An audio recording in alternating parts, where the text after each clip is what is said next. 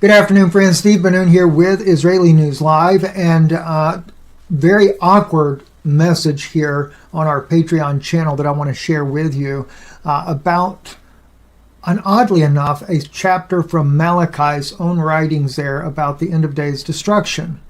And it's really the choice of verbiage that Malachi does. And in fact, because of that choice of verbiage, I reached out to a good friend of mine that has direct contacts with Pentagon sources, who knows a lot about EMP strikes and as well even knows a lot about Planet X. It's not a theory. It is a fact.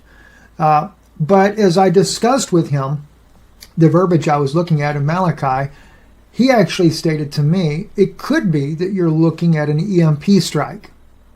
And that is something I want to discuss with you here on Patreon. The very image that you're looking here is showing an EMP strike being set off over the United States, and as high as up to 300 miles in the atmosphere, it would wipe out everything in the United States that wasn't EMP protected to start with. All right, and then but I'll go into you in just in a moment here about what his theory was and why we discussed that. But let me first share some other ideas with you here on videos that I found about an EMP strike. This gentleman right here is going to talk about a 300-mile EMP detonation in this part of his video. Listen into this here on AI predicts an EMP attack on America. Their missile is launched into space, detonating around 300 miles above America. There's a flash in the sky, and the air feels charged with electricity. Within moments, the nation plunges into darkness. It's so dark. People try to tune into the news, but they can't. Radios are broadcasting static. They huddle in their homes by candlelight and hear distant explosions, the sound of planes falling from the sky. Boats lose control and smash into harbors. Meanwhile, highly populated areas begin emergency evacuation protocols. Most cars in America are left stranded with their electrical circuits fried. I kind of thought that was interesting that he shows the Teslas everywhere stranded, right? Life-saving machines in hospitals fail. It's like the world has gone back in time to the 1800s. First responders are overwhelmed by accidents and fires. Flashlights shimmer in the dark as loud voices. You know, when they talk about overwhelmed and everything, I can get that, but the problem is they're not going to know how to respond because there is no communication. Fill the streets. This scenario isn't just a speculation. The U.S. is highly vulnerable to a large-scale EMP attack due to an aging infrastructure that relies heavily on electrical systems. The U.S. Department of Homeland Security released a report in 2022 detailing some recommended steps to avoid the effects of an EMP. Okay. Check that out, right? And this is not, by the way, this is not an infomercial for EMP Shield, although I do recommend that. This is going to be something, though, that is very alarming, and I want you to take very serious note of this. Let me share with you also here, this guy right here, he talks about the first real EMP detonation that happened, that affected the Marshall Islands. Listen to this guy here. It's the night of July 9th, 1962. On a small atoll in the Marshall Islands, the sky is clear, except for a thick band of clouds on the horizon. Suddenly, the eastern horizon lights up, but it's not sunrise. A white flash burns through the dense clouds, and from that flash grows a vast sphere of green light. Nebulous white filaments leap from the bowl and arch across the sky before fading as a chain of circular shock waves erupt from the side of the flash. It's over in less than a minute. But then a dull burning red glow grows across the eastern sky, cut with enormous white rainbows, and lasts for an hour and a half. If there was anyone from the Arctic present on that near equatorial island, they may have recognized the telltale patterns of aurora dancing in the sky. But this was no natural aurora. It was the result of a thermonuclear detonation in outer space, 400 kilometers above another small atoll, 1,400 kilometers distant to the east. This was the Starfish Prime test, and its unexpected devastation helped usher in an era of nuclear peace, an era that may or may not persist. Well, the problem is that era is not going to persist, as Russia and the United States have already both withdrawn from their nuclear test treaties and things. So it is troubling. So let's get right into this now. Malachi we're looking at Malachi, and for Christian Bibles, you're going to be in Malachi chapter 4, beginning at verse 1, which would be verse 19 here, and going down to the very last verse there. For behold, the day comes, it burns as a furnace, and all the proud and all that work wickedness shall be stubble, and the day that comes shall set them ablaze, saith the Lord of hosts, and it shall leave them neither root nor branch. Now, I actually contend that that root and that branch that he's speaking about there is the root of the Antichrist and those that believe his message. You know, as Jesus says, I am the vine and you are the branches. Just keep that thought in mind. But unto you that fear my name shall the Son of Righteousness arise with healing in not its but his wings. And you shall go forth and gambol as calves of the stall. And you shall tread down the wicked, for they shall be ashes under the soles of your feet in the day that I do make, saith the Lord of hosts. Now, this almost appears to be like a Planet X passing with the fire and brimstone that could rain down out of the sky. If you look at the Colburn document, that would kind of give you that sort of scenario. That's one of the reasons why I asked a friend of mine, does he think this is alluding to Planet X or possibly an EMP strike? Now, the EMP strike is because of the final verse in this chapter. Chapter 3 for the Hebrew Bible, chapter 4, last verse for the King James Version Bible or similar type Bibles. But then he goes on, remember ye the law of Moses, my servant, which I commanded unto him in Horeb for all Israel, even statutes and ordinances. Behold, I will send you, Elijah the prophet, before the coming of the great and terrible day of the Lord. So he says that, great and terrible day of the Lord. And he shall turn the heart of the fathers to the children, and the heart of the children to their fathers, lest I come and smite the land, well, they put on there, with utter destruction. A couple of key things to know. The word utter is not in the description here at all. Destruction, charem, it can also be, lest I come and smite the land or cover the land with a net.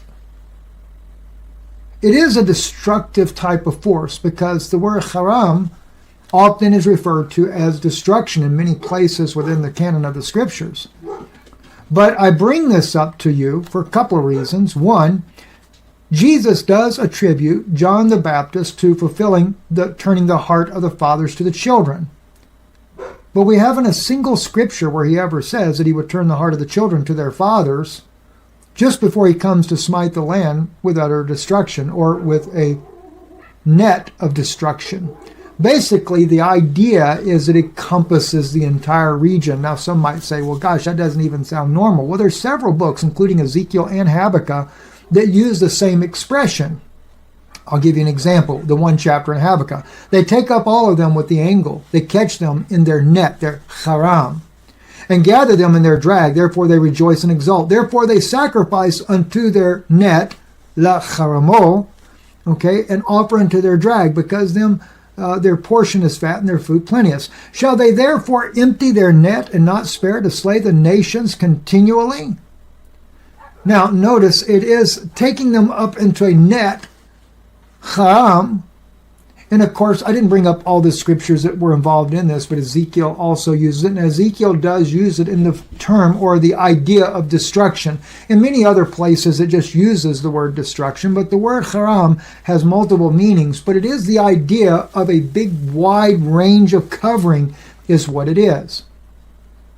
And so when I asked a friend of mine that knows about both EMP strikes and what their capabilities are, and that of a near planet Earth, Planet X type of destruction, and shared with him my thoughts from Malachi's prophecy here, he actually said, well, keep in mind, Planet X, there is no EMP that would ever compare to the devastation of what Planet X will do. Planet X will nearly wipe out everything on the entire planet. He said, however, an EMP strike, Russia has the capability, he says, and we're well aware of this, of detonating at 600 miles, 200,000 volts of an EMP strike capable above the Atlantic Ocean. See, most people think, how would they ever get it over the United States to detonate it anyway without us shooting it down? Or maybe a hypersonic missile, if something of that sort there. But no. The ideal way, as he pointed out, is to detonate over the Atlantic.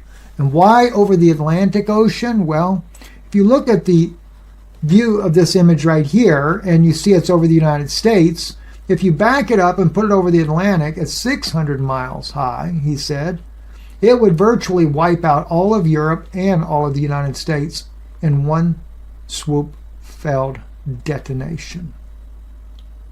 It would cover that large of an area. And he said it's very capable and very possible. Then they don't have to really worry about trying to knock us out militarily and wipe everything out here in the United States. We're already down. There's already no grid, no power, very little. What few people have protected ways to generate electricity through solar power or something. And that's only if that solar power has been protected either by an EMP shield or you've had them stored inside of a metal container that would be able to take that type of a blast to keep it from affecting them. Your place will be sought after, so being able to keep it safe is going to be practically impossible. But I have wondered if what we read about in Malachi is like a two-phase event. Is it going to be like that net, like that EMP strike to start with, followed by Planet X pretty much wiping out the rest of the planet? Or will it be that we wipe ourselves out? You know, oddly enough, scripturally, it's almost like we have resets as we look at the scripture as well. By the way, as I mentioned to you, it would leave them neither root nor branch. Remember, as I said, Jesus says, abide in me, and I in you. As the branch cannot bear fruit of itself except it abide in the vine, no more can you except you abide in me. I am the vine. You are the branches. He that abideth in me, and I in him, the same bringeth forth much fruit. For without me you can do nothing. But as I said, there are scriptures that are like reset scriptures. Oddly enough. Because the former troubles are forgotten, and because they are hid from mine eyes. For behold, I create new heavens and a new earth. The former things shall be remembered no more, no more come into mind. But be you glad and rejoice forever, that in which I create, for behold, I create Jerusalem a rejoicing, and her people a joy. And I will rejoice in Jerusalem, and joy in my people, and the voice of weeping shall be no more heard in her, nor the voice of crying. Now I bring these things up, and those of you that watch the news broadcast heard about this just before you came in, you will know that I shared with you about how that, whether it be Donald Trump or Putin for that matter, everyone is about the protecting of Israel. Even as I shared with you that one rabbi, as he said there, you know, all the world will be destroyed and come under the obedience of Israel, because all the world will become Israel. I have a feeling that this whole idea of an EMP strike destroying America, destroying Europe, all of that, may very well be done in order for them to bring about what they believe is Scripture being fulfilled in the case that we see right here. And oddly enough, Christians would believe it because why? The book of Revelation also says, chapter 21, and I saw a new heaven and a new earth, for the first heaven and the first earth were passed away. But there was also no more sea. And I, John, saw the holy city, New Jerusalem, coming down from God out of heaven, prepared as a bride adorned for her husband. And I heard a great voice out of heaven saying, behold, the tabernacle of God is with men, and he will dwell with them, and they shall be his people, and God himself shall be with them and be their God, and will wipe away all tears from their eyes. Oddly enough, very similar, for the voice of crying is not going to be heard anymore. Very similar to that of what Isaiah wrote as well. But the question is, will man fake these events in order to make it look like Scripture is coming to pass? Because in reality, when I do look at Malachi chapter 4, I do see what it says here at the very beginning. Before See, for behold, the day cometh, it burns as a furnace, and all the proud, all that work wickedness shall be stubble. Oh. They might use a net-like device because of knowing what the scripture calls at haram there in order to try to destroy mankind using an EMP strike, maybe even follow it up with a few nuclear bombs as well, with whatever nation will do their bidding. But in reality, I think it has more to do with Planet X in a way. Or maybe God just rains fire down from heaven and leaves them neither root nor branch. But that root and branch is, of course, the Antichrist.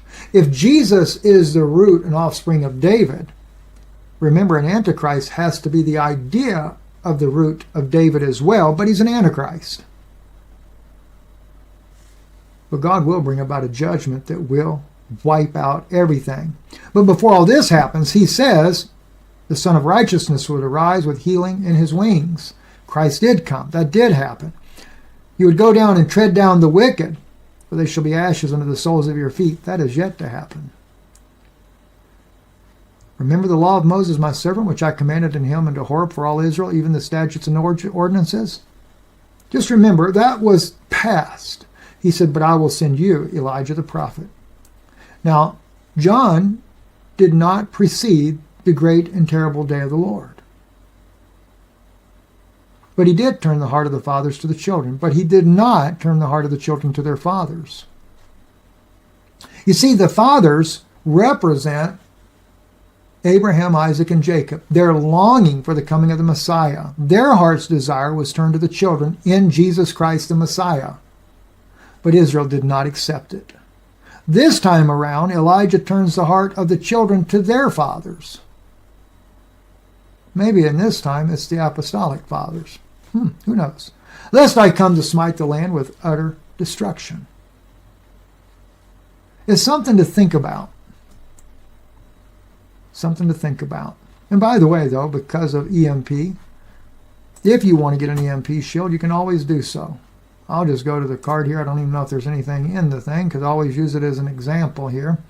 Oh, yes. Several times, in fact.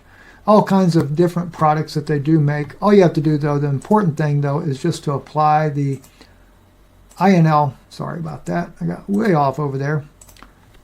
INL 50. You apply that coupon there and you get $50 off of each product that you decide to purchase. And if you notice, I had 3 items in the cart. They removed $150, $50 for every item that you purchased as your discount.